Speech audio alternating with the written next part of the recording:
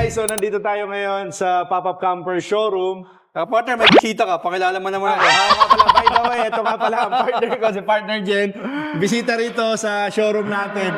And ang reason bakit nandito si Partner Jen, kasi sabi ko, Partner Jen, yung showroom naman, pansinin mo naman.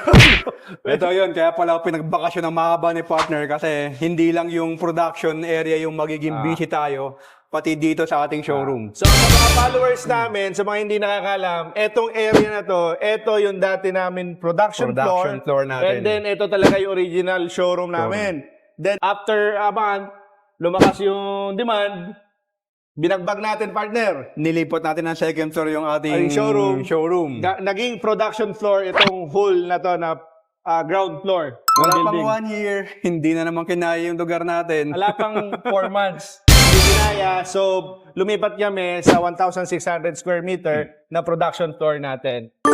Ito ngayon, kaya may renovation tayo. Sa dami ng client na nagpupunta sa showroom natin, hindi na enough yung second floor natin.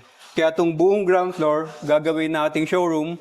Magdi-display tayo dito ng siguro up to 3 units ng variant ng camper Variant natin. natin. Kasi marami rin customer na gusto talaga na makita ng personal yung pop-up camper. Kaya partner, napansin mo, pinapakita natin yung mga ina-out natin. Yung ina-out na. So ngayon, talaga maglalagay tayo dito ng mga sample ng camper natin ng variants. Siguro up to 3, kasya rito. So, ang nakikita kasi madalas ng customer natin, si Elite Series na lang, or minsan talaga wala silang nakikita kasi minsan nakabakasyon. Saka yung isa, yung nag-retire. Sige. So, yan. So, this time, ang gagawin namin, magdi-display na kami dito. At hindi lang pop-up camper, partner. Marami tayong mga unit na Yes. pwede natin gamitin outdoor. So, ang pangalan talaga ng company namin is Pop-Up Campers and Outdoor Gear. So, lahat ng pang-outdoor, makikita nyo rito Ilalagay, sa showroom mag-display tayo natin. rito. Para may mga idea kayo, ano ba ba yung pwedeng gamitin bukod sa pop-up natin. Ilang square meter to, partner? Etong area na to, 200 lang to. 200 yung sa taas. Mga 60. Oh, so that's around approximately 300 square meter Kasi na we have driveway pa eh.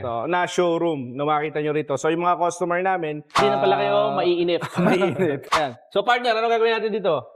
Eto, nakita nyo, sinira na natin to. Dati ito lang yung showroom natin. Yung kabila, woodworks area. Yung doon, metalworks. Ngayon, i-join na natin lahat to. Lahat ng department na yan in one showroom na lang. Pang ilang renovation na to, partner? Hindi ko na mabilang eh. Buti na lang, may construction kami, kaya madali lang. so yan, abangan nyo ito. Kailan tapos ito, partner? Maximum 1 month lang to. 1 month lang to. So, abangan nyo yung showroom natin and bisitahin nyo kami agad dito pag tapos na. So again, this is Neo. And I'm Jen. And we are the Pop-Up Camper Speech.